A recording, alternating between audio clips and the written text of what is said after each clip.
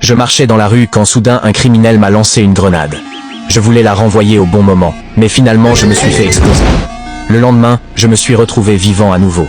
Chaque fois que je mourais, je me réveillais le matin suivant. D'abord, je disais bonjour à mon petit poisson rouge, je remettais les mêmes vêtements, puis j'allais au café commander une tasse de café. Ensuite, je me rendais à la banque pour servir 2 clients habituels. Enfin, j'attendais que les braqueurs viennent cambrioler la banque. Après que les braqueurs aient tiré 2 coups de feu au plafond, le garde de sécurité enlevait habilement sa ceinture et se rendait. Puis il s'allongeait par terre et discutait avec moi de ce qu'on allait manger à midi. Nous étions depuis longtemps habitués à tout cela, car nous n'étions pas de vraies personnes, mais des PNJ dans un jeu appelé Freedom City. Notre existence n'avait qu'un but, aider les joueurs à accomplir leur quête. Ceux qui portaient des lunettes de soleil étaient les vrais joueurs. Ils pouvaient faire tout ce qu'ils voulaient dans Freedom City. À l'inverse, ceux qui n'en portaient pas étaient des PNJ. Nous ne pouvions agir qu'en suivant le programme. Et moi, j'en fais partie. Mais aujourd'hui, un incident inattendu s'est produit.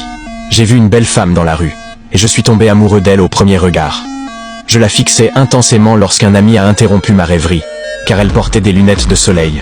Nous n'avions donc pas le droit de l'approcher. Mais je n'ai pas écouté les conseils de mon ami, et j'ai insisté pour dévier de ma route programmée. J'ai couru après elle pour lui demander ses coordonnées. Résultat, heureusement, je n'étais qu'un PNJ, et j'ai été ressuscité comme d'habitude le lendemain. Cependant, lorsque je suis retourné au café, j'ai soudain eu l'impression d'avoir mes propres pensées. J'ai insisté pour essayer une tasse de café sans sucre. Cela a complètement déconcerté la serveuse, car cette option n'existait pas dans son programme.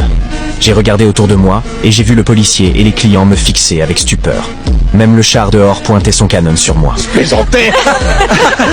C'était pour voir si vous étiez sur le coup. Oh, vous croyez que je pourrais me priver de votre magnifique talent de barista? Finalement, tout le monde retrouva son comportement habituel. Quand je suis arrivé à la banque, les braqueurs sont arrivés à l'heure pour la cambrioler. Je me suis allongé au sol avec agilité, mais en levant les yeux, j'ai revu la femme d'hier. Mon ami a tout de suite senti que quelque chose clochait. Il m'a dit, elle est bizarre, elle porte des lunettes de soleil. Vous deux, vous ne finirez jamais ensemble. Ces mots ont éveillé quelque chose en moi. Je me suis dit que moi aussi, je devrais porter une paire de lunettes de soleil. Alors, je me suis approché lentement des braqueurs, et j'ai demandé à lui emprunter ses lunettes. Mais ce qui m'attendait, c'était une violente raclée. Alors que la femme que j'aimais s'apprêtait à s'en aller, je me suis relevé d'un bond et j'ai riposté.